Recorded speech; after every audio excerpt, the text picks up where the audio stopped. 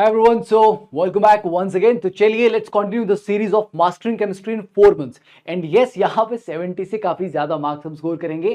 तो we have already discussed about physical chemistry and आज बात करेंगे how to master organic chemistry. क्योंकि organic chemistry I know is the pain point, right? बहुत सारी चीजें जो आप ऑर्गेनिक केमिस्ट्री में जानना चाहते हैं, सर रिएजेंट्स को कैसे टैकल करें, कौन सा मैकेनिज्म इंपॉर्टेंट है, कहां से पढ़ें, कितने टाइम में कवर करें, ये सारी चीजें. तो आज के सेशन में देखिए क्या क्या बात हम करने वाले हैं. Must do and can skip topics कि ऑर्गेनिक का अगर हम टोटल देखें ना कि समुंदर जितनी बड़ी ऑर्गेनिक केमिस्ट्री है, बट इसमें से काम की चीजें क्या है, किस चैप्टर में, ये तो बिल्कुल आप मिस नहीं कर सकते. रिएजेंट्स और उनके प्रोडक्ट को लेके कैसे डिसाइड करना है, कंफ्यूजन को कैसे अवॉइड करना है, उसमें हम क्या कर सकते हैं, एक्सपर्ट इनसाइट्स पर चैप्टर हम बात करेंगे हर एक चैप्टर को लेके. मोस्ट इंपॉर्टेंट रिएक्शन मैकेनिज्म्स कौन कौन से हैं एंड बेस्ट रिसोर्सेज कौन से हैं. तो चलिए स्टार्ट करते हैं without wasting any further time. सबसे पहली बात और सबसे इंपॉर्टेंट बात ऑर्गेनिक केमिस्ट्री की, बिकॉज जैसे हम ऑर्गेनिक पे आ जाते हैं तो डिफरेंट टीचर्स टीच डिफरेंट, उनकी जो फिलॉसफीज होती है ऑर्गेनिक को लेके वो अलग होती हैं. अलग अलग बुक्स अगर आप रेफर करें ऑर्गेनिक में काफी ज्यादा डिफरेंस आपको मिलता है. सो टोटलिटी में द सिलेबस इज ह्यूज. बहुत सारे रिएक्शन, बहुत सारे रिएजेंट्स, बहुत सारी पॉसिबिलिटीज, राइट. तो उसमें it is very important to stick to the relevance, क्योंकि फिजिकल केमिस्ट्री में रेलेवेंस डिफाइन करने के लिए एनसीईआरटी हमारे पास रहता है कि भैया ये फ्रेमवर्क है. पर ऑर्गेनिक केमिस्ट्री में फ्रेमवर्क थोड़ा ज्यादा धुंधला हो जाता है, बाउंड्री थोड़ी धुंधली हो जाती है कि कहां तक जाना है और कहां पे हमें इसके आगे छोड़ देना है. ये फिर एडवांस की डोमेन होगी या फिर हमारे काम का ये नहीं है. तो वो रेलेवेंस जब तक आप मेंटेन करके रखेंगे ऑर्गेनिक में, you will be happy, right. Otherwise बहुत बार ऐसा होता है कि बच्चे बहुत एडवांस बुक्स पढ़ रहे होते हैं, सॉल्व कर रहे होते हैं, मार्केट में बड़ी पॉपुलर बुक्स होती हैं, वो हो जाती हैं सॉल्व, पीवाईक्यू सॉल्व नहीं होते, जेईई मेन में नंबर नहीं आते. तो it is important, advance question या टफ क्वेश्चन करने से काम नहीं बनेगा. जिस तरह के क्वेश्चन पूछे जा रहे हैं, रेलेवेंट रहना is the most important thing here, right. चलिए अब एक बार ट्रेंड और एनालिसिस देख लेते हैं कि जीओसी की अगर हम बात करें, ठीक है, तो जीओसी में over the last few years देखिए, अगर हम आईयूपैक नॉमेनक्लेचर की बात करें तो आईयूपैक एक मतलब इस पे आपको क्वेश्चन एक्सपेक्ट करो, राइट. इस पे क्वेश्चन आएगा और आईयूपैक में इसको कैसे टैकल करना है, सिर्फ अगर आप 40 से 50 अच्छे पीवाईक्यूज या सॉल्व्ड एग्जांपल्स आईयूपैक पे देख लो तो क्वेश्चन का सॉल्यूशन देख के ही रूल्स याद आ जाते हैं. आपको वापस से पूरी थ्योरी रूल्स की पढ़ने की जरूरत नहीं है. 40-50 एग्जाम्पल करने से आपको सारे जो काम के रूल्स थे वो याद आ जाएंगे. Advance questions, advance bridge head वाले स्ट्रक्चर्स, राइट, और ब्रिजिंग कंपाउंड्स, वो बाइसाइक्लो वगैरह, वो करने की आवश्यकता नहीं है यहाँ पे. देन रिएक्शन इंटरमीडिएट की बात करें, इसमें आपको लग रहा होगा कि सर रिएक्शन इंटरमीडिएट पे नंबर ऑफ क्वेश्चन कम है. नहीं, एक्चुअली रिएक्शन इंटरमीडिएट और जो इलेक्ट्रॉन डिस्प्लेसमेंट इफेक्ट हैं ये साथ साथ चलते हैं, क्योंकि इलेक्ट्रॉन डिस्प्लेसमेंट इफेक्ट में आप inductive effect, resonance, mesomeric hyper conjugation जो पढ़ते हो, वही तो इवेंचुअली रिएक्शन इंटरमीडिएट की स्टेबिलिटी ऑर्डर को डिफाइन करने में यूज होते हैं. तो रिएक्शन इंटरमीडिएट पे डायरेक्टली ऐसा क्वेश्चन नहीं आएगा कि भैया इन चार में से कौन सा कार्बोकेटायन है. ये आएगा स्टेबिलिटी ऑफ कार्बोकेटायन क्या है, स्टेबिलिटी ऑफ कार्बन आयन क्या है, स्टेबिलिटी ऑफ रेडिकल्स क्या है, right. And then electron displacement effect तो overall core of organic chemistry है एक तरह से, आप इसको तो स्किप कर ही नहीं सकते इस पर्टिकुलर चैप्टर को. कॉन्जुगेशन एंड एरोमेटिसिटी ओवरऑल पूरी ऑर्गेनिक केमिस्ट्री में आपने यूज करनी है, इंपॉर्टेंट है, उसके ऊपर डायरेक्टली क्वेश्चन भी आपको मिलते हैं. आइसोमेरिज्म, आइसोमेरिज्म मतलब stereochemistry, right. Stereochemistry को हम as a separate chapter treat करते हैं, पढ़ते हैं. तो स्टीरियो केमिस्ट्री का ओवरऑल क्वेश्चन का कंट्रीब्यूशन भी अच्छा रहता है और बहुत सारे मैकेनिज्म है, अगर आपको स्टीरियो केमिस्ट्री नहीं आती है उसकी तो आप मैकेनिज्म ही समझ नहीं पाओगे. तो स्टीरियो केमिस्ट्री के बिना भी आपका काम अधूरा रह जाएगा, तो ये करना ही करना है. Then practical organic chemistry, one of the most scoring topic in the entire organic chemistry, जो आपको पता है कि डायरेक्टली पूरा एनसीईआरटी से आना है. एग्जैक्टली एनसीईआरटी की लाइन बाय लाइन आप चलेंगे तो आपको हर लाइन पे क्वेश्चन डिजाइन हुआ मिलेगा, सबसे स्कोरिंग सबसे कम समय में, ठीक है. अब हम अगर थोड़ा सा बात करें कि पूरी ऑर्गेनिक केमिस्ट्री को देखिए, अगर हम फाउंडेशन मैकेनिज्म्स की बात करें, क्योंकि ऑर्गेनिक केमिस्ट्री का स्ट्रक्चर मैक्सिमम बच्चों को समझ नहीं आता, सर कहां से शुरू करना है, इसमें क्या पढ़ना है, क्या नहीं पढ़ना, कौन सा मैकेनिज्म काम का है. तो समझ लीजिए, सबसे पहले देखिए जीओसी एंड स्टीरियो केमिस्ट्री दो ऐसे चैप्टर हैं जिनको आप छोड़ ही नहीं सकते. They are the backbone of organic chemistry, वो पढ़ना ही है, ठीक है. उसमें थोड़ा सिलेक्टिव कैसे होना है उसके बारे में हम आगे बात करेंगे. ठीक है, जब हम चैप्टर वाइज एनालिसिस पे आएंगे। तो अभी आप समझ लीजिए कि इलेक्ट्रोफिलिक एडिशन रिएक्शन जो आप एल्कीन्स में एल्काइंस में पढ़ते हो ना, डबल और ट्रिपल बॉन्ड के अक्रॉस HBr ऐड कर दिया, HCl ऐड कर दिया, कुछ ऐड किया, तो वो मैकेनिज्म और इलेक्ट्रोफिलिक एरोमेटिक सब्स्टिट्यूशन ये आप पढ़ते हैं हाइड्रोकार्बन में, राइट। तो ये दो मैकेनिज्म बड़े कोर हैं। जैसे कि पहला वाला जो आपका मैकेनिज्म है, इसके ऊपर आपको पूरी एल्कीन्स के रिएक्शंस बेस्ड हैं, और alkene is a major part of hydrocarbon chapter, right. तो हाइड्रोकार्बन आप इसका कवर हो जाएगा। इलेक्ट्रोफिलिक एरोमेटिक सब्स्टिट्यूशन अगर आप मैकेनिज्म अच्छे से पढ़ते हैं तो एरोमेटिक हाइड्रोकार्बन आपके कवर हो गए, फिनोल्स उसमें आपके कवर हो गए, एनिलीन उसमें कवर होगी, क्योंकि बेस मैकेनिज्म यही है। तो ये दो मैकेनिज्म आपको ये इन 3 चैप्टर का majority ऑफ अंडरस्टैंडिंग जो इन दो मैकेनिज्म पे है। Then coming to haloalkanes, alcohols, ethers, ये तीनों चैप्टर को अगर मैं सेपरेट नहीं ट्रीट करता, मैं इनको एक सिंगल चैप्टर की तरह ट्रीट करता हूं, बिकॉज इनके रिएक्शंस मैकेनिज्म बिल्कुल सिमिलर हैं। एक समझ गया तो तीनों आपको समझ आ जाएंगे, राइट। तो इसमें आपके SN1, SN2, SNI, even E2 मतलब जो एलिमिनेशन के मैकेनिज्म है, इवन CB को यहां पर मैं इंक्लूड नहीं कर रहा हूं, क्योंकि इवन CB उतना कॉमनली नहीं पूछा जाता है, राइट। तो उसको आप अवॉइड कर सकते हो। तो ये हॉफमैन एलिमिनेशन अगर आपने इनको बच्चे कवर कर लिया तो आपके ये 3 चैप्टर कवर हो गए। जितने इनमें आपको मैकेनिज्म मिलेंगे, majority of them will be inspired on these reaction mechanism. तो मैकेनिज्म पे समझने पे थोड़ा सा टाइम अगर हम लगाएंगे, विल फाइंड कि चैप्टर बहुत आसान हो गया है। देन अल्डिहाइड कीटोन्स और कार्बोक्सिलिक एसिड डेरिवेटिव, ये पूरा सेक्शन एक नए मैकेनिज्म पे, दैट इज न्यूक्लियोफिलिक एडिशन, मतलब कार्बन डबल बॉन्ड ऑक्सीजन जो आपका कार्बोनिल बॉन्ड है उस पे कैसे न्यूक्लियोफाइल अटैक करता है, ऐड होता है। अगर आपने उसका मैकेनिज्म, उसके पीछे रीजनिंग अच्छे से समझ ली तो ये 2 चैप्टर आपके मेजॉरिटी कंप्लीट हो जाएंगे, मेजॉरिटी में, ठीक है, नॉट एंटायरली, क्योंकि इसके अलावा फिर अल्डिहाइड कीटोन्स में आपके नेम रिएक्शन जैसे अल्डोल वगैरह जो कंडेंसेशन है जो अल्फा हाइड्रोजन की वजह से आते हैं, फिर वो आ जाते हैं, पर फिर भी दिस इज इंपॉर्टेंट। तो समझ आ गया कि फाउंडेशन मैकेनिज्म क्या है, इन पे अगर हम ध्यान देंगे तो वैसे ही हमारी ऑर्गेनिक काफी अच्छी हो जाएगी, ठीक है। गैस करने की जो आपकी टेंडेंसी है, आप काफी सही आंसर गैस कर पाओगे अगर इन मैकेनिज्म की अंडरस्टैंडिंग आपकी सही है।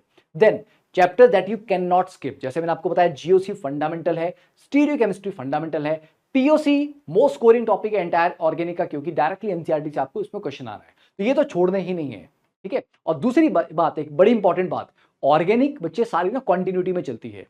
पहला चैप्टर आएगा तो दूसरा भी आएगा, वो आएगा तो तीसरा और आसान लगेगा, चौथा फिर और आसान लगेगा। तो जैसे जैसे आप ऑर्गेनिक में आगे बढ़ते जाते हो, चीजें ज्यादा आसान होती जाती हैं, एवरीथिंग इज कनेक्टेड। तो ऑर्गेनिक या तो पूरी आती है या पूरी जाती है, ठीक है। तो अगर आप सही तरीके से शुरुआत आपने कर ली तो यू विल फाइंड जैसे जैसे मैं आगे बढ़ता जा रहा हूं चीजें आसान होती जा रही हैं। तो that is a beautiful part. और कोई कैलकुलेशन नहीं करनी है, आती है ऑर्गेनिक तो खटाक करके क्वेश्चन सॉल्व कर सकते हैं और आपके मार्क्स बहुत जल्दी इंक्रीज करते हैं एग्जाम में।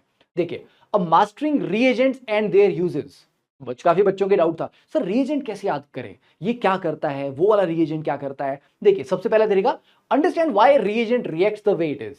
कोई ऑक्सीडाइजिंग एजेंट ऑक्सीडेशन क्यों करवा रहा है, रिड्यूसिंग एजेंट रिडक्शन क्यों करवा रहा है। जैसे टिन प्लस HCl है, तो tin plus HCl gives you SN3L2 + 2 electrons, right. मतलब SN आपका 0 से +2 ऑक्सीडेशन स्टेट में जाएगा तो 2 इलेक्ट्रॉन लूज करेगा, वो दो इलेक्ट्रॉन आगे रिडक्शन के काम आएंगे। वैसे टिन प्लस HCl लोगे तो टिन आपका 0 से कहां पे जाएगा, +4 तक जा सकता है, वहां पे 4 इलेक्ट्रॉन लूज करेगा, तो ज्यादा स्ट्रॉन्ग ऑक्सीडाइजिंग, ज्यादा स्ट्रॉन्ग रिड्यूसिंग एजेंट हुआ।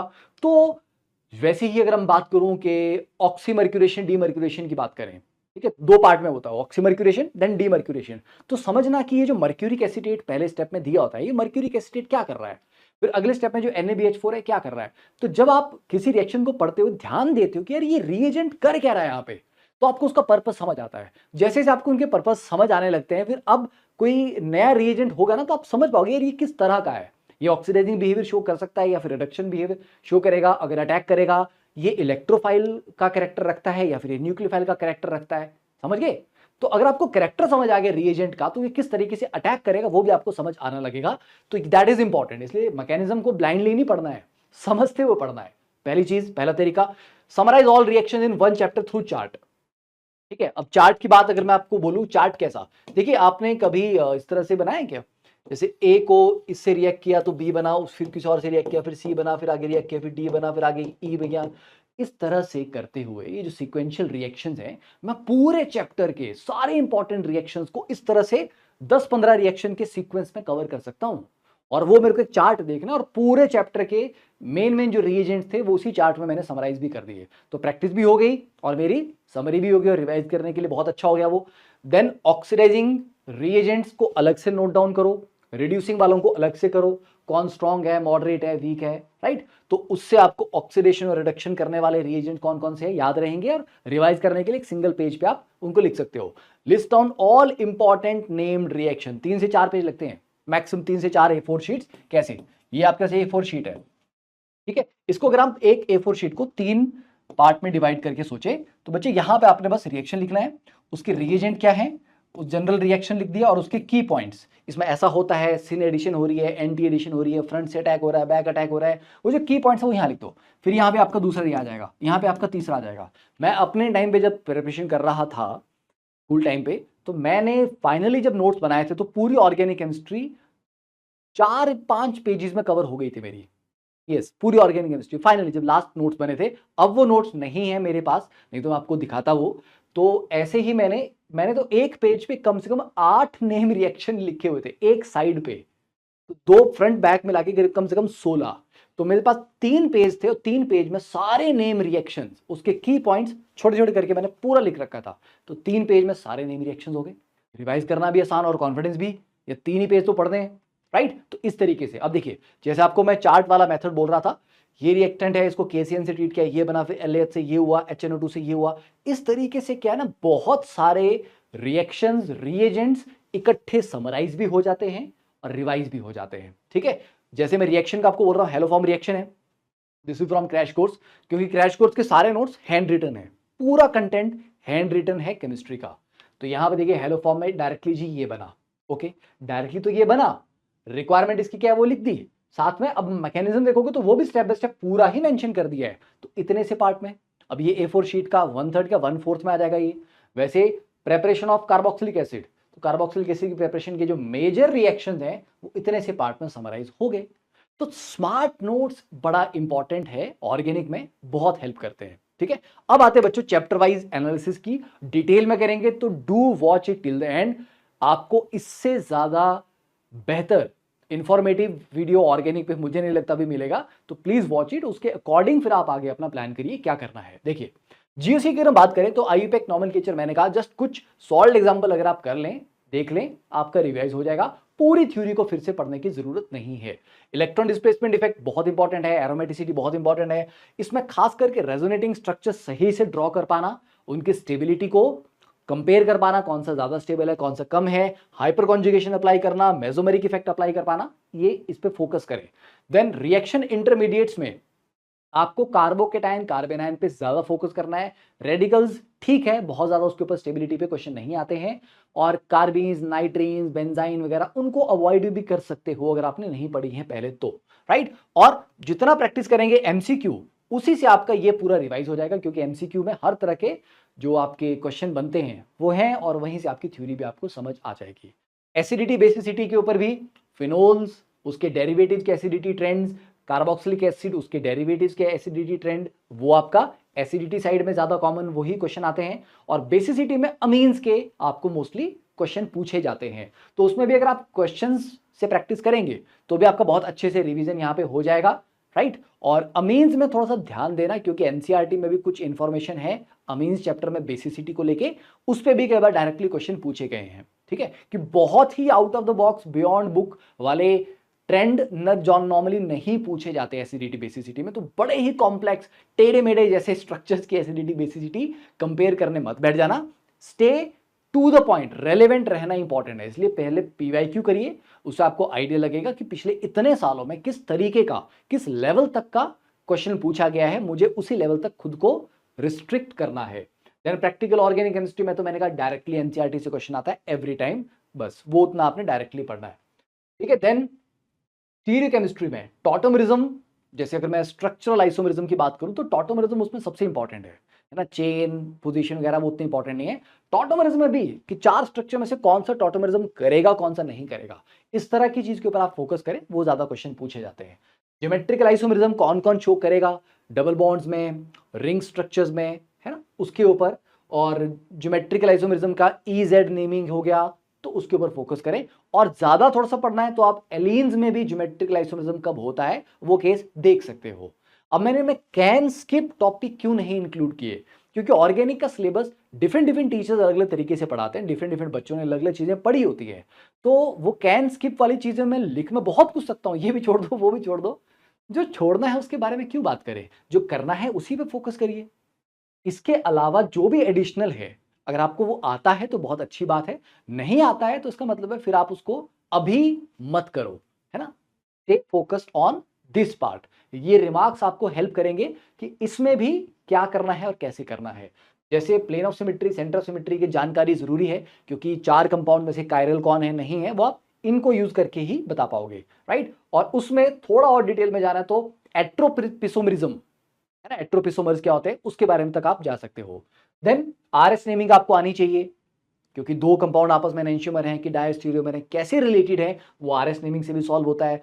Small DL naming, enantiomers, diastereomer, meso compound क्या है इनके बारे में पता होना जरूरी है। तो इसमें आपको, अगर आप कुछ अच्छे पीवाईक्यूज के वीडियो सॉल्यूशन देखेंगे तो आपको तरीका समझ आ जाएगा कि कैसे इस पे क्वेश्चन आते हैं, उनको कैसे सॉल्व करना है। खुद से पढ़ने बैठोगे तो बहुत टाइम लगेगा, वीडियो सॉल्यूशन से ज्यादा जल्दी अप्रोच समझ आ जाएगी। Then conformational analysis of butane and cyclohexane, इस पे अगर आप जे एडवांस के पीवाईक्यू देखिए, बड़े प्यारे क्वेश्चन हैं, उनके सॉल्यूशन से आपको बहुत अच्छी क्लैरिटी मिलेगी, जो कि थ्योरी में आपको बहुत ज्यादा टाइम स्पेंड करके मिलनी थी। तो आप एडवांस के इसमें पीवाईक्यू के कुछ सॉल्यूशन देख लें और अपने टीचर से पूछें कौन से पीवाईक्यू हैं वो जो करने हैं एडवांस में, right. Then coming to hydrocarbons, big big chapter. Alkanes हैं, एल्कीन्स हैं, एल्काइंस हैं और फिर एरोमेटिक हाइड्रोकार्बन्स हैं हमारे पास। देखिए अल्केन्स सबसे कम वेटेज वाला टॉपिक है आपका, और उसमें वुड्स रिएक्शन हो गया और फ्री रेडिकल हेलोजिनेशन, ठीक है, ये सबसे इंपॉर्टेंट उसमें है। इसी में आपका रिएक्टिविटी सिलेक्टिविटी प्रिंसिपल भी आ जाता है। तो ये आपका मेन पार्ट है जो एल्केन में आपको कवर करना है। Then Kolbe's electrolysis, soda lime decarboxylation, basic से रिएक्शन है, बड़ी जल्दी आपकी कवर हो जाते हैं, आसान है। General method of preparation of alkenes and alkynes. अब जब आप यहां पर मेथड ऑफ प्रिपरेशन देखोगे ना बच्चे, तो एल्कीन्स की प्रिपरेशन में क्या लगता है, अल्कोहल की डिहाइड्रेशन से भी एल्कीन बनती है, अल्काइल हैलाइड से एलिमिनेशन करवा के भी बनती है। तो अल्कोहल और अल्काइल हैलाइड वाले रिएक्शन भी आपके यहां पे आ जाएंगे प्रेपरेशन में, जो कि उस चैप्टर में दोबारा से पढ़ने हैं। तो चीजें अब सारी इंटरकनेक्टेड आपको मिलेंगी।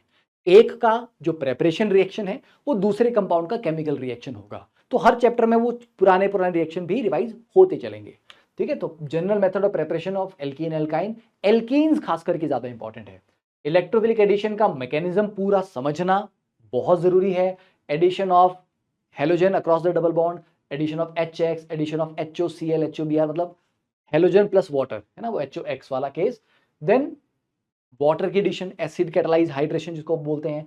परऑक्साइड इफेक्ट में क्या होगा, HBr के साथ शो करता है, बाकियों के साथ नहीं करता, क्यों नहीं करता। Hydroboration, oxidation, oxymercuration, demercuration, short form में लिखा है मैंने, हाइड्रेशन ऑफ एल्काइंस। ये बड़े कोर रिएक्शन है जो बहुत ज्यादा इंपॉर्टेंट है और ये आपको अच्छे से आने चाहिए। ये आगे तो और चीजें जो होंगी वो इनसे मिलती जुलती ही होंगी, आप कर पाओगे सॉल्व, तुक्के से भी कर पाओगे। 1,2 एंड 1,4 एडिशन, अगर समय है तो कॉन्जुगेटेड डाइन में 1,2 1,4 एडिशन जो होती है NBS का यूज, उस पर काम कर लें। और 1,2 1,4 एडिशन में मेन फोकस किस पे रहेगा, काइनेटिक और थर्मोडायनेमिक प्रोडक्ट इनमें से कौन है। तो कब kinetic will be the final product, major product, कब thermodynamic will be the major product. Then ozonolysis, बताइए आपको बड़ा आसान है, सब बच्चों को आता है मोस्टली। तो reaction with hot and cold KMnO4 और रिएक्शन विद MCPBA, जिसमें आपकी इपॉक्सीडेशन होती है डबल बॉन्ड के अक्रॉस, ये हो गया।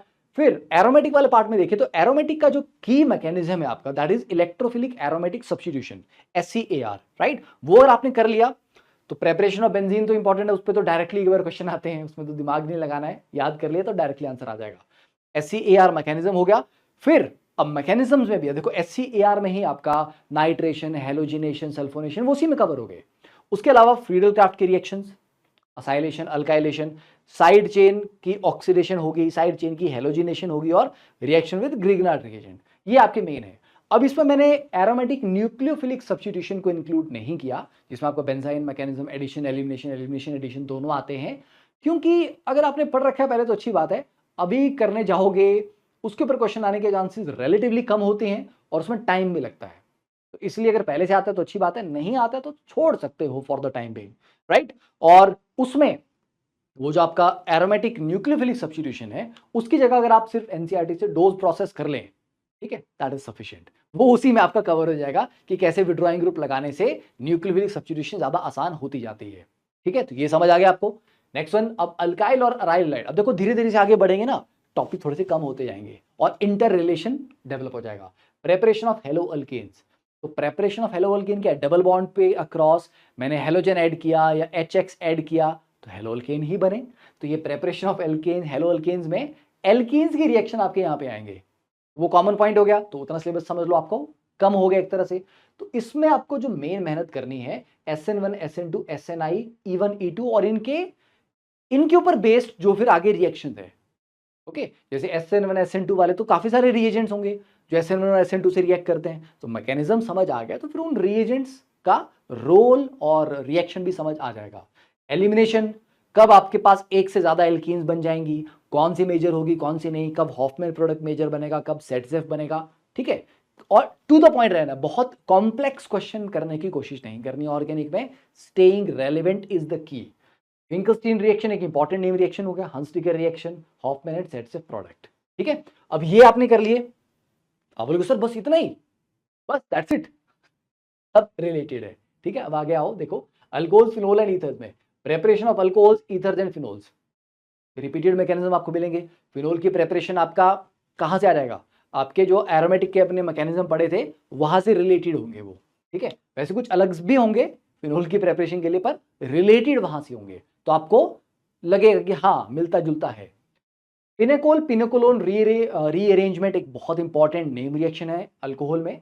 एस्टेरिफिकेशन, उसका ट्रेंड, ठीक है, उसका इंक्रीजिंग डिक्रीजिंग ऑर्डर कैसे चेंज होता है। रिएक्शन विद SOCl2 डार्जन प्रोसेस आप जो बोलते हो वो इंपॉर्टेंट है, उसकी स्टीरियोकेमिस्ट्री मैकेनिज्म इंपॉर्टेंट है। Then dehydration of alcohol. Dehydration of alcohol में आपका जनरली क्या होता है? अल्कोहल को एसिडिक मीडियम में OH2 पॉजिटिव बाहर निकालते हो, कार्बोकेटाइन बनता है, फिर वो रीअरेंज करता है, तो SN वाला मैकेनिज्म हुआ ना वो SN1 वाला। तो आगे ना फंडामेंटल यहीं पे। तो डिहाइड्रेशन ऑफ अल्कोहल की रिएक्शन अगर आपको SN1 अच्छे से क्लियर है, कई बार SN2 से भी होता है, तो आप बड़ी आसानी से ग्रेस्प कर लोगे। ऑक्सीडेशन ऑफ अल्कोहल से कार्बोनिल कंपाउंड बनते हैं। लिमिटेड ऑक्सीडेशन करवानी है या पूरी ही करवा देनी है तो आपके अल्डिहाइड कीटोन्स भी बन जाएंगे और कार्बोक्सिलिक एसिड भी बन जाएंगे, डिपेंडिंग ऑन आप लिमिटेड करवाते हो या पूरा ही करवा देते हो। तो ये आपका कार्बोनिल कंपाउंड में भी ये चीज दोबारा रिपीट होगी। ठीक है, then Lucas test, opening of epoxide, क्योंकि ईथर में एक बार आपका इपॉक्साइड बना, उसको एसिडिक कंडीशन में ओपनिंग कैसे होगी और बेसिक कंडीशन में कैसे होगी, दोनों में जो अटैक की स्टीरियोकेमिस्ट्री वो थोड़ी डिफर करती है, उस पर ध्यान दे। विलियमसन ईथर सिंथेसिस काफी इंपॉर्टेंट है और SN2 रिएक्शन है, तो नई चीज नहीं है, SN2 ही है, बस उसकी ब्रांडिंग कर दी है। ठीक है, then reaction of ether with HX, वही पुराने फंडामेंटल आपके द्वारा यहां पे इस्तेमाल होने वाले हैं। नेम्ड रिएक्शन ऑफ फिनोल जो कि NCERT में दिए गए हैं। एरोमेटिक में खास करके जो NCERT में रिएक्शन दे रखे हैं नेम रिएक्शन, वो करो, उसके अलावा कुछ एक्स्ट्रा कर पाओ तो अच्छी बात है, वो तो करने ही करने। मेजॉरिटी ऑफ क्वेश्चन फिनोल्स में देखा गया है कि NCERT में जो गिवन रिएक्शंस हैं नेम रिएक्शन वहां से आते हैं, तो वहां पर आपको NCERT हेल्प करेगा। Then coming to aldehyde ketones and carboxylic acids, इकट्ठा ले रहा हूं क्योंकि NCERT में इकट्ठा है। प्रेपरेशन रिएक्शन जो NCERT में दिए हैं वो कर लो, और मेजॉरिटी आप इसमें देखोगे वो पुरानी चीजें से मिलती जुलती है, रिपीटेशन होगा। न्यूक्लियोफिलिक एडिशन रिएक्शन का मैकेनिज्म इज वेरी इंपॉर्टेंट, क्योंकि जब आप अल्डिहाइड कीटोन की रिडक्शन भी करते हो लिथियम एल्यूमिनियम हाइड्राइड से, सोडियम बोरोहाइड्राइड से, तो वहां पर आपको ये मैकेनिज्म काम आता है। मैकेनिज्म समझ आ जाएगा तो रिडक्शन की भी स्टीरियोकेमिस्ट्री समझ आ जाएगी। ठीक है, फिर उसके केसेस कि साइनोहाइड्रिन कब बनता है, acetal formation, hemi acetal formation, reaction with ammonia and derivative. ठीक है, वो सारा सारा यहाँ पे आपने करना है। स्टीरियोकेमिस्ट्री भी इंपॉर्टेंट है। क्लेमेंशन एंड वुल्फ किशनर रिडक्शन तो वैसे हम अल्केन्स में भी पढ़ते थे प्रेपरेशन में, वो मेन इस चैप्टर का रिएक्शन है। फिर reduction with this reducing agents important है। एल्डोल, अब देखो ये जो एल्डोल कैनिजारो वाला पार्ट है, बच्चे पूछते हैं सर ये ना इनके मैकेनिज्म समझ नहीं आते। अब अगर आप देखोगे जो कार्बोनिल कंपाउंड्स हैं उनमें जो अल्फा कार्बन पे हाइड्रोजन है that is acidic in nature, उसकी एसिडिटी की वजह से इसमें से मेजॉरिटी ऑफ रिएक्शन काम कर रहे हैं। तो इफ यू अंडरस्टैंड कि अच्छा यार अल्फा से H पॉजिटिव में निकालो, वहां पे नेगेटिव चार्ज आता है, वो नेगेटिव चार्ज जो है enolate ion, that's a potential nucleophile. अब ये न्यूक्लियोफाइल किस पे अटैक करेगा? तो आसपास अगर और कोई आपको मॉलिक्यूल या रिएजेंट दिया हुआ है तो देखो क्या उसके ऊपर एज ए न्यूक्लियोफाइल इसका अटैक हो सकता है। तो if you will start looking with the sense कि मेरे को लॉजिक ढूंढना है, तो आपको लॉजिक मिलेगा मैकेनिज्म्स में। Once you find the logic आपको फिर गलती नहीं होगी, तो आपको बड़ी आसानी से समझ भी आएगा कि क्या बनेगा प्रोडक्ट, और इसमें शॉर्टकट भी बनते हैं। Once you know the entire mechanism, फिर आप देखो अच्छा यार इसको मेरे को डायरेक्टली इसमें कन्वर्ट करना है, तो हुआ क्या यहाँ पे एग्जैक्टली, अच्छा यहाँ से ये गया और यहाँ से ये गया और ये मिल गए आपस में दोनों मॉलिक्यूल, कंडेंसेशन होगी। Once you have done with the mechanism, फिर आपको उसमें शॉर्टकट ढूंढना भी बड़ा आसान हो जाएगा। अल्डोल तो मतलब मैं सेकंड्स में सिखा सकता हूं आपको कि प्रोडक्ट अल्डोल का बना हुआ है, उससे रिएक्टेंट कैसे निकालने हैं, रिएक्टेंट से प्रोडक्ट कैसे बनाना, without writing a single step. Same चीज परकिंस में कर लो, बोइवेनेगल में कर लो, बहुत सारे मैकेनिज्म में कर लो, विदाउट विदाउट डूइंग एनीथिंग। जैसे कैनिजारो में क्रॉस्ड कैनिजारो है, ठीक है, तो जो मोर इलेक्ट्रोफिलिक है दोनों में से उसकी ऑक्सीडेशन होती है, उसका RCOO नेगेटिव बनता है, और जो लेस इलेक्ट्रोफिलिक है उसकी रिडक्शन होती है, सिंपल। तो उसमें आपको मैकेनिज्म याद करने की जरूरत नहीं है, इफ यू नो दिस। और ये कैसे आएगा, ये कोई शॉर्टकट नहीं है, जो हम सॉल्व करते हैं तो समझ आता है यार कि जो मोर इलेक्ट्रोफिलिक था उसी के ऊपर OH नेगेटिव ने अटैक किया और उसी मॉलिक्यूल से अल्टीमेटली कार्बोक्सिलेट आयन बना। एक बार समझ आ गया तो याद कर लिया, तो अगली बार मैं डायरेक्टली आंसर लिख सकता हूं, I don't have to repeat the entire mechanism again, right. Haloform reaction काफी इंपॉर्टेंट है, तो ये लॉजिकल है, बैठ के समय लगाना पड़ेगा, they are not difficult. Okay, Tollens test, Fehling test, Benedict test of aldehyde ketones, very important, even biomolecules तक में काम आते हैं आपके। और फिर ग्रिग्नार्ड रिएजेंट की रिएक्शंस, क्योंकि ये तो आपके अल्कोहल की प्रिपरेशन में भी ग्रिग्नार्ड वैसे काम आता है, और अटैक वो करता है अल्डिहाइड कीटोन्स और उसके डेरिवेटिव्स पे, तो ग्रिग्नार्ड आपका दोनों में आ जाएगा, तो उसको डिटेल में इस चैप्टर के साथ आप पढ़ सकते हो। Reaction given in NCERT are very important, क्योंकि इस चैप्टर से देखा गया है कि जैसे कार्बोक्सिलिक एसिड के बारे में है, बड़ी छोटी सी स्टेटमेंट एक एनसीईआरटी ने लिख दी है, वो डायरेक्टली क्वेश्चन में आ गई, एज इट इज वो क्वेश्चन में आ गई, ठीक है, कि B2H6 जो है एक अच्छा रिड्यूसिंग एजेंट है डाइबोरेन, पर ये सिलेक्टिव है, कि मेरे सामने कार्बोक्सिलिक ग्रुप भी होगा और एस्टर ग्रुप भी होगा तो मैं कार्बोक्सिल को पहले रिड्यूस करूंगा, सिलेक्टिव रिडक्शन करवाता है। उसके ऊपर डायरेक्टली एनसीईआरटी से क्वेश्चन आए हुए हैं, जेई में मल्टीपल टाइम्स आए हुए हैं, तो do cover what is given in NCERT, important है, डायरेक्ट क्वेश्चन आपको मिलेंगे। मीन्स लास्ट चैप्टर है और इतना रेपिटेशन आपको मिलेगा कि आप बोलोगे इसमें कुछ ज्यादा बचा ही नहीं है, ये तो आधे घंटे में कवर होता है। प्रेपरेशन रिएक्शन जो एनसीईआरटी में दिए हैं, डाइजोटाइजेशन और एजोडाई फॉर्मेशन, एरोमेटिक वाले मैकेनिज्म की आपको अंडरस्टैंडिंग थी, ये उसी की कंटिन्यूटी में चलेगा। इसमें लैब मैनुअल जरूर करें, क्योंकि बहुत बार बच्चे क्या बोलते हैं, सर जो एजोडाई पूछी थी एग्जाम में वो तो एनसीईआरटी में मेंशन ही नहीं था, इस कलर की एजोडाई सर तो बुक में थी नहीं, पता लगा वो ऑर्गेनिक के लैब मैनुअल में थी, एग्जैक्ट थी, सेम चीज पूछ ली है। तो जो एनसीईआरटी की टेक्स्ट बुक में नहीं है वो उसके लैब मैनुअल्स में, और वहां से डायरेक्ट क्वेश्चन आते हैं। Carbylamine reaction, Gabriel phthalimide reaction important है, ठीक है। बेसिसिटी ऑफ अमीन्स पे लिमिटेड से एग्जांपल्स है, और जो आपने जीओसी में पढ़ा वहां भी आपका रेपिटेशन इसमें आ जाएगा, तो छोटा सा पॉइंट है ये। और इसमें वाटर का एक्वस मीडियम में जो बेसिसिटी आती है उसका ऑर्डर कैसे चेंज होता है उस पर ध्यान दे। रिएक्शन ऑफ एनिलीन और नाइट्रोबेंजीन, ये आपके थोड़े एनसीईआरटी के बियॉन्ड है। एनिलीन के ज्यादा रिएक्शन मतलब थोड़े से हैं एनसीईआरटी में, पर उसके अलावा भी हैं जो नहीं है, वो भी आपको करने पड़ते हैं। और नाइट्रोबेंजीन के सर्च करेंगे आपको आराम से मिल जाएगा। बायोमोलिक्यूल्स मैंने इंक्लूड यहां पे नहीं किया, क्योंकि बायोमोलिक्यूल्स एक ऐसा चैप्टर है जिसमें तो आपको पूरी एनसीईआरटी तरीके से सलीके से पढ़नी है, क्योंकि एनसीईआरटी के एग्जैक्ट लाइन पे क्वेश्चन आते हैं। तो क्या बताऊं मैं, ये पढ़ो और वो मत पढ़ो, बायोमोलिक्यूल तो पूरा ही पढ़ना पड़ेगा, and it is very scoring. आपने पढ़ लिया, इट विल गारंटी यू कि आपके नंबर उसमें आएंगे, ठीक है, इसलिए इसलिए मैं उसको इंक्लूड यहां पे नहीं कर रहा हूं। तो अब बात आती है क्या एनसीईआरटी इंपॉर्टेंट है ऑर्गेनिक केमिस्ट्री के लिए, जीओसी के लिए नहीं, क्योंकि जीओसी आप देखोगे ऑर्गेनिक में मुश्किल 3-4 पेजेस हैं, पीओसी के लिए डेफिनेटली, बायोमोलिक्यूल के लिए डेफिनेटली, एरोमेटिक और जो नेम्ड रिएक्शंस हैं वो उसके लिए तो आपको रेफर जरूर करना है हर एक चैप्टर एनसीईआरटी से, बट एनसीईआरटी तक ही लिमिटेड नहीं रह जाना है, ठीक है। कन्वर्जन क्वेश्चन अगर आप देखेंगे आगे वाले चैप्टर्स में, एक्सरसाइज में convert this into this, convert this into this, इस तरह के क्वेश्चन दिए, उस तरह के क्वेश्चन करने से ना बहुत सारे रीएजेंट रिवाइज होते हैं, ठीक है। जैसे मेरे को एक कंपाउंड को दूसरे में कन्वर्ट करना है, तो बीच में जो नंबर ऑफ स्टेप्स में यूज करूंगा उससे मेरा दिमाग लगे यार क्या करूं मैं इसको, ये कैसे होगा इसमें कन्वर्ट, पहले स्टेप में क्या बनाऊं, अच्छा फिर उसकी रिडक्शन करूं या ऑक्सीडेशन करूं, तो दैट विल हेल्प यू री like recollect all that information जो आपने मल्टीपल चैप्टर्स में पढ़ा, उसको एक जगह पे यूज कर पाना। तो ये कन्वर्जन वाले क्वेश्चन बहुत काम आते हैं, डायरेक्ट क्वेश्चन एनसीईआरटी के लैब मैनुअल से आते हैं, तो यस एनसीईआरटी इज इंपॉर्टेंट। अब बेस्ट रिसोर्स की बात अगर आए, सर अब बताओ बुक क्या पढ़नी है, कहां से करना है सर, ये वाली बुक सर, वो वाली बुक सर, मार्केट में ये बहुत फेमस है सर, बहुत टाइम से फेमस है सर, पीवाईक्यू, वाई, क्योंकि ऑर्गेनिक पे इतनी जबरदस्त वैरायटी है इस समय हमारे पास पीवाईक्यूज की, कि अगर आप उन पीवाईक्यूज को सलीके से करें तो उसको करने में ही आपका कॉन्सेप्ट, मैकेनिज्म, अप्रोच सब बिल्ड हो जाती है, क्वेश्चन भी सॉल्व हो गया और हमारी थ्योरी भी उसके साथ ही साथ रिवाइज होगी, क्योंकि कैलकुलेशन तो होनी नहीं है। ठीक है, तो जो हमने थ्योरी में डायरेक्टली पढ़ना था उसको मैं क्वेश्चन के थ्रू रिवाइज करूं तो ज्यादा अच्छा है। मेरे क्वेश्चन करने की प्रैक्टिस भी हुई, मेरा मोमेंटम भी बना, मेरी स्पीड की भी तैयारी हुई। तो PYQ is the best resource. और जिस चैप्टर में आपको लग रहा है कि सर समझ नहीं आ रहा, चले कैसे, सर स्टार्टिंग ही नहीं आती है, बुरी हालत है, तो पीवाईक्यूज के वीडियो सॉल्यूशन से स्टार्ट करो। उससे आपको एक ग्लिम्स मिलना स्टार्ट होगा किस तरीके से सॉल्व किया जा रहा है, फिर एक कॉन्फिडेंस आएगा, एक डायरेक्शन मिलेगी, अच्छा इस तरीके से चलना है, then you can start attempting questions on your own. ठीक है, तो वो गाइडेंस आप वीडियो सॉल्यूशंस के थ्रू ले सकते हो। I have prepared beautiful video solution, और मेरे सॉल्यूशन जनरली इसी बात पे फोकस करते हैं कि आंसर अपने को नहीं निकालना है, ये समझना है कि आंसर ऐसे ही क्यों आया, क्या किसी और तरीके से आ सकता था, या किसी और तरीके से क्यों नहीं कर सकते थे हम, वो रीजनिंग आपको एक्सप्लेन करना, दैट इज द की पॉइंट। इसलिए मैं अपने वीडियो सॉल्यूशंस को कहता हूं कि उनको अगर आप देखोगे तो you will learn much more than the question itself. उसकी वैरायटीज के बारे में कई बार हम बात करते हैं, बेटे इसमें ये भी पूछ सकता था, इस चीज को यहाँ पे चेंज कर देता तो एक और अच्छा क्वेश्चन बन जाता। ठीक है, तो वो आपको काफी हेल्प करेगा यहाँ पे, राइट। और बाकी जो आपको ऑलरेडी मार्क्स ऐप के ऊपर फॉर्मूला कार्ड्स अवेलेबल हैं, do use them because they are precise to the point, आपको हेल्प करते हैं और आपको ऐसा नहीं लगता कि बहुत कुछ पढ़ना है। और इतने से फॉर्मूला कार्ड में और सारे मेरे इंपॉर्टेंट इंफॉर्मेशन जो थी चैप्टर की that has been covered, right, done. तो दैट्स इट। तो नेक्स्ट वीडियो में अब हम बात करेंगे बच्चे, अगले वीडियो में इनऑर्गेनिक केमिस्ट्री में आपको क्या करना चाहिए, क्या नहीं करना चाहिए, व्हाट आर द रिसोर्सेज।